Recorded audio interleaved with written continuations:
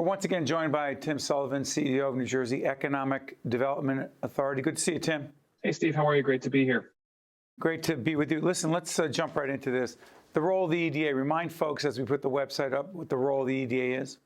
Well, we try to help, create good family-sustaining jobs here in New Jersey. Help direct investment to places like underserved communities where that investment can have the biggest impact. Working on behalf of Governor Murphy to drive job creation. So let's talk about investing in communities of color. Let's be specific and clear what those programs are, so if people want to access them, they can go to the website. Yeah, well, one of the biggest things we're focused on right now, and this is part of Governor Murphy's budget proposal, is creating a Black and Latino seed fund for early stage companies that want to grow here in New Jersey. Across the country and here in New Jersey, the statistics are depressing and unacceptable. About 1% of all the venture capital in America over the last 20 years has gone to companies founded by either African American or Latino founders. If it's women of color, it's like 0.7%. So Governor Murphy has proposed a $10 million fund just to focus on early stage companies, young companies founded by people of color, by African American and Latino communities, to really help drive a new generation of entrepreneurs' success stories here in New Jersey. That's one example. What is the New Jersey Emerge program, by the way, Tim? So New Jersey Emerge is a brand new program. It was part of the incentives package and the recovery and reform package that Governor Murphy signed back in January. This is a tax credit program that will hopefully, I'm confident, will attract lots of companies from all over the world and all over the region who want to make New Jersey their headquarters or a major location. And by the way, I need to have Tim do this. He does not speak for the administration. He, heads up the EDA. But I do want to ask you this: for those who have argued, and actually Michelle Sikirk, who's on another segment on the show, have argued that the governor, in spite of or in addition to all these programs, has not been sensitive enough to the business community and the needs, particularly small business. From the EDA's perspective, how would you respond to that? Yeah, I'm happy. I couldn't be prouder and more appreciative of the governor's leadership on every issue during this pandemic. But one of the biggest issues is how he's been supportive of the small business community in particular during this pandemic. He's allocated an extraordinary amount of funding in partnership with legislature, legislative leadership, and Senate President and Speaker.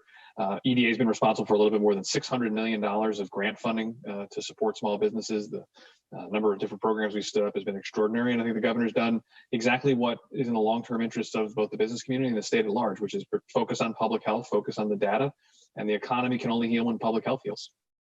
We're taping this on the 20th of May. It'll be seen later, so we always run the risk of dating ourselves because so many things are happening every day, every minute of every day. The whole question, Tim, about not being able to get in the employees companies need for a whole range of reasons, unemployment insurance being part of it, child care being part of it, education being a part of it, summer employment, the visa situation. It's complex, we know.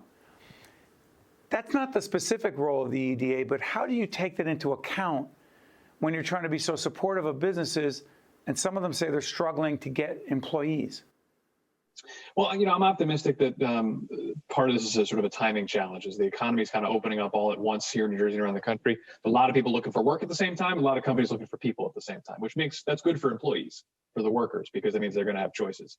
And if that means wages go up a little bit, or hopefully a lot, that's also not a bad thing for the economy or for those workers. So I'm optimistic that's going to sort itself out in relatively quick order as part of a normal recovery. We've never had this kind of, or at least in our lifetime, this kind of economic crisis, which was so rapidly onsetting and is going to end hopefully relatively quickly as well. But there's going to be some transition where it is difficult for folks to find work and find workers. And Tim, we've known each other for a few years now. You really do sound very optimistic here. Why? A couple of reasons, Steve, and I am. I think I feel as optimistic about the short-term and long-term future of New Jersey as I ever have. As we come out of this pandemic, again, I think the resources that the governor's made available, both for COVID relief and also that the governor and legislature have put into our recovery package, sometimes known as the incentives package, plus all the support that's coming from Washington. We have an administration and President Biden that is, in lockstep with the big priorities that Governor Murphy has, whether that's clean energy or so many other areas of alignment, infrastructure, big infrastructure investment. There's a generational opportunity here with all this federal money to make big changes in our economy, to really restructure, make it work better for everybody. Well, let's go back to something you just said. Also, I believe on the same show you're on, the president of the Board of Public Utilities, Joe Fiordaliso, is on. We're involved in a public awareness initiative around clean energy. You mentioned clean energy. What does that have to do with the state's economy? It has a lot to do with the state's economy, Steve. One of the fastest growing parts of our economy has been clean energy jobs, particularly solar, the last couple of years, tens of thousands of new jobs created in that industry. The big one that's coming down the pike, and it's getting closer every day, is offshore wind.